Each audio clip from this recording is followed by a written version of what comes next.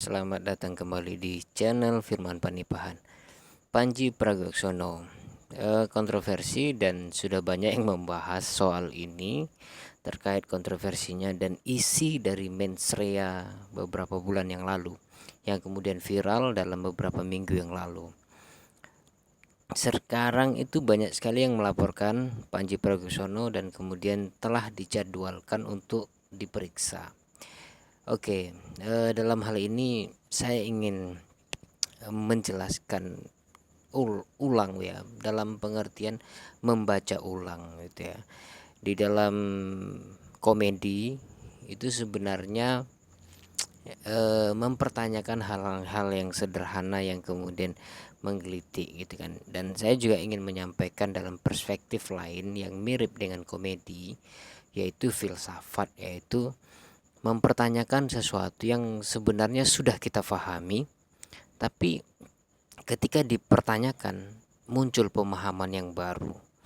Bukan berarti untuk menegasikan pemahaman sebelumnya, tapi melanjutkan untuk menemukan kebijaksanaan gitu kan.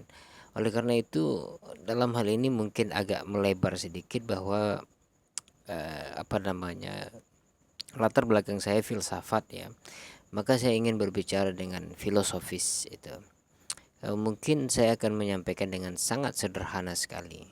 Tadi saya sebutkan bahwa filsafat dengan komedi itu sangat dekat. Sehingga dalam hal ini saya ingin menjelaskan hal tersebut gitu. Filsafat itu berulang kali mempertanyakan hal yang kita sudah pahami, sudah pasti kita ketahui, tapi ternyata ketika pertanyaan sederhana itu muncul, justru membuat kita ragu kembali. Itulah filsafat. Ragu dalam pengertian karena berpikir ulang. Apakah benar pemahaman demikian itu? Apakah benar selama ini yang saya pahami itu sudah benar gitu kan? Saya kasih contoh radikal ya. Kita mengetahui bahwa agama itu apa gitu kan. Semua orang kan tahu apa itu agama itu kan. Agama aturan yang dibawa oleh nabi dari Tuhan gitu kan. Kemudian diajarkan kepada manusia. Tapi muncul misalkan pertanyaan sederhana, apa itu agama? Kalau itu adalah aturan yang diturunkan, yang diajarkan oleh nabi melalui Tuhan, maka bolehkah kita mengkontekstualisasikan aturan itu? Ini berbeda lagi nanti. Belum lagi kita berbicara sejarah agama yang kemudian dinaturalisasikan dan lain sebagainya. Banyak sekali agama yang dinaturalisasikan. Dalam pengertian naturalisasi itu dia turun di Arab kemudian berkembang di negara-negara lain. Itu kan naturalisasi namanya. Asal usul agama itu ya tempat lahirnya gitu. Oke, saya singkat saja soal itu. Saya tidak mau memperpanjang, tapi itu contoh bahwa sesuatu yang kita pahami ketika kita tanyakan ulang itu menjadi menimbulkan pemahaman baru. Di dalam komedi juga sebenarnya sama. Hal-hal yang sederhana yang selama ini kita maklum, dalam pengertian kita sudah tahu gitu, ada korupsi terjadi, tapi kemudian disajikan dalam bentuk lain dengan mempertanyakan gitu kan, kemudian itu akan menggelitik kita sendiri gitu. Contoh salah satu materi dari Panji Pragiwaksono, bahwa dia katakan kita semua adalah bos presiden. Kita semua paham itu, bahwa pemerintahan itu digaji dengan pendapatan yang dikelola oleh pemerintah berdasarkan amanat undang-undang yang disepakati oleh bangsa Indonesia atau rakyat, atau kesepakatan bersama bahwa akan dipilih sekelompok orang yang akan mengurus negara ini, dan kemudian dikasih gaji. Gajinya dari mana? Dari pendapatan negara. Pendapatan negara dari mana? Macam-macam, dari tambang, kerjasama dengan negara lain dan sebagainya, ekspor impor dan seterusnya. Tapi pendapatan terbesar itu dari pajak. pajak pendapatan langsung, kan gitu. Maka kalau Panji mengatakan bahwa pemerintahan itu digaji melalui pajak, itu benar. Maka dalam prinsip sederhana, semua orang yang menggaji para pekerjanya itu adalah bos. Kita adalah bos mereka, pemerintah. Itu sederhana sekali dan dijelaskan gitu. Lalu kemudian berlakulah prinsip dasar bahwa pekerja kalau dikritik kerjanya tidak benar, itu seharusnya tidak marah, evaluasi, karena takut dipecat. Tapi kenapa kemudian gitu kan?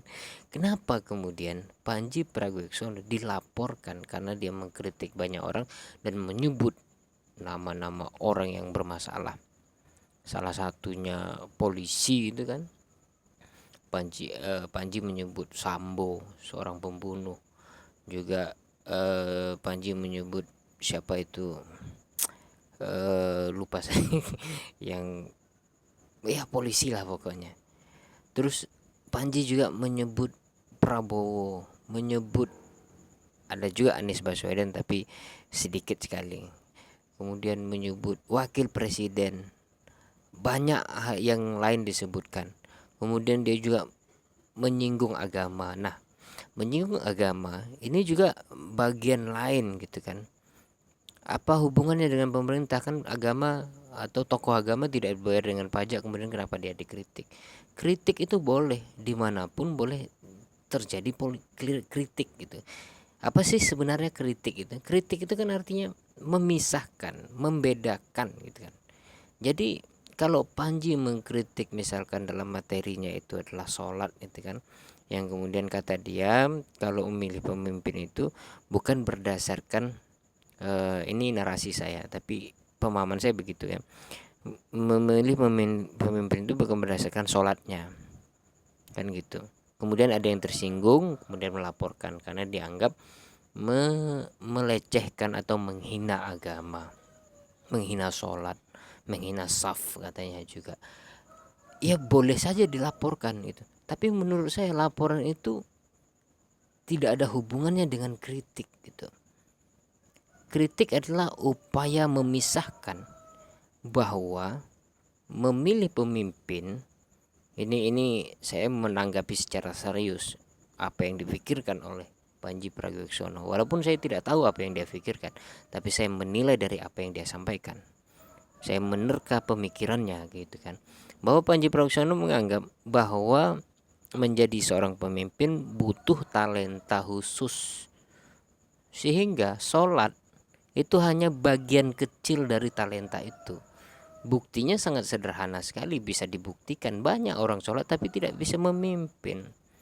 Banyak orang yang rajin sholat, pakai jubah, pakai sorban dan sebagainya, tapi tidak bisa memimpin. Siapa di Indonesia misalkan kita sebut satu nama, orang yang agamanya kita akui gitu kan. Katakan saja siapa, UAS misalkan, Ustadz Abdul Somad. Ustadz Abdul Somad itu kita akui lah dia tenar di mana-mana dan bicara agama 4 mazhab, bicara akidah dan lain sebagainya sangat sederhana dan mudah difahami. Tapi kenapa beliau menolak untuk menjadi pemimpin? Karena bukan keahliannya. Apakah Ustadz Abdul Somad sholat setiap hari? Iya, sholat setiap hari. Tapi ternyata dirinya sendiri mengukur dirinya tidak mampu untuk memimpin bangsa ini gitu, dalam pengertian politik. Jadi sangat mudah sekali untuk mengukur bahwa untuk menjadi pemimpin itu bukan berdasarkan sholat. Jadi apa yang salah di situ? Jadi banyak lagi hal-hal yang lain. Nah dalam hal ini apa ya sebenarnya ingin saya sampaikan itu. Jadi antara komedi, kemudian suara kritis, kemudian kebudayaan kita itu terkadang menjadi ada ketimpangan gitu ya, yang perlu kita pahami secara mendalam. Dan memahami ini tidak bisa secara instan, perlu melalui edukasi yang terus menerus, yaitu pendidikan yang terus menerus, baik itu di tataran sekolah ataupun di dalam sosial kita harus terbiasa berdialektika gitu. Komedi itu adalah bagian dari kebudayaan Indonesia juga. Suka bercanda, membuat orang tertawa dan sebagainya. Tapi di dalam komedi juga ada satir, yaitu semacam kesimpulan-kesimpulan kecil, sindiran-sindiran. Dalam kebudayaan Melayu misalkan ada pantun dan lain sebagainya. Suara kritis ini adalah evolusi dalam berpikir manusia untuk memajukan pengetahuan, itu kan bisa memisahkan antara mana kewajiban, mana seharusnya dan mana tidak, kan gitu. Mengkritik pemerintah perlu memahami sistem pemerintahan, gitu kan, dan lain sebagainya. Satu lagi misalkan kebudayaan kita sendiri Indonesia. Kebudayaan kita itu mau nggak mau harus kita akui, kita itu menjunjung tinggi sopan santun dalam pengertian budaya, budaya keseharian, budaya kontekstual itu, bukan budaya umum dalam pengertian etik. Budaya umum dalam pengertian etik itu tidak sama dengan budaya pengertian lokal. Pengertian lokal apa? Terkadang kita itu begini,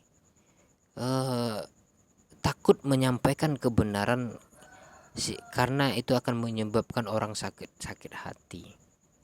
Padahal dalam pengertian etik secara umum, kebenaran itu harus disampaikan meskipun ada yang sakit hati. Karena kalau kebenaran disembunyikan, maka yang tampil adalah basa-basi dari tubuh, menghormati dan lain sebagainya, sehingga kebenaran tertutup. Orang yang tidak tahu menahu menganggap ya inilah yang benar, yang tampak gitu, bukan yang disebutkan atau yang tersembunyi di dalam pikiran itu. Nah, ini ketimpangan itu. Nah, di kesempatan yang lain saya akan membahas juga soal kebudayaan yang paradok ini sebenarnya. Ya, saya juga pernah sebenarnya menulis tentang bahwa al-adabu faqal ilmi itu nggak bener gitu. Adab di atas ilmu itu nggak bener gitu. Orang menganggap contoh terbaik adalah Nabi. Memang benar contoh terbaik adalah Nabi. Apakah Nabi menjunjung tinggi pengertian kebudayaan lokal yang disebut adab dalam pengertian kita gitu? Tidak juga. Nabi menjunjung tinggi etik, iya, etika kebenaran, etika umum, yaitu menyampaikan kebenaran walaupun pahit rasanya. Begitu. Tidak kemudian berbohong demi sopan santun supaya orang tidak sakit hati. Nabi terang-terangan mengatakan bahwa Tuhan kalian yang kalian sembah itu bukanlah Tuhan gitu kan, itu patung-patung yang harus kalian tinggalkan. Tuhan yang sebenarnya adalah Allah. Ini menjelaskan itu dengan tegas. Dan semua nabi begitu. Bahkan ada nabi yang menghancurkan para berhala untuk menjelaskan bahwa kebenaran itu tidak perlu sopan santun dalam pengertian budaya yang selama ini kita pahami. Oke, saya rasa itu kesimpulannya begini, bahwa Minsrea Panji Pragiwaksono berhasil membuat kita untuk berdiskusi, dan juga salah satunya channel ini gitu kan, salah satunya video ini juga reaksi dari kejadian itu. Dan ada yang melaporkan itu adalah hak gitu, tapi saya berharap di dalam pelaporan itu ada diskusi ilmiah yang kemudian harus ditindaki atau harus difahami secara objektif itu. Tidak dengan amarah gitu, tidak dengan dalil-dalil akidah yang kemudian tidak bisa dibantah dengan argumen logis gitu kan. Dalil-dalil Tuhan gitu kan. Banyak sekali orang menggunakan dalil-dalil Tuhan yang kemudian tidak bisa dibumikan. Seharusnya dibumikan saja gitu. Justru nanti kalau kita bantah nanti repot lagi. Itu yang terjadi. Itu banyak sekali yang terjadi di belakangan ini. Oke, itu saja mungkin. Terima kasih telah mampir di channel saya, Firman Panipan.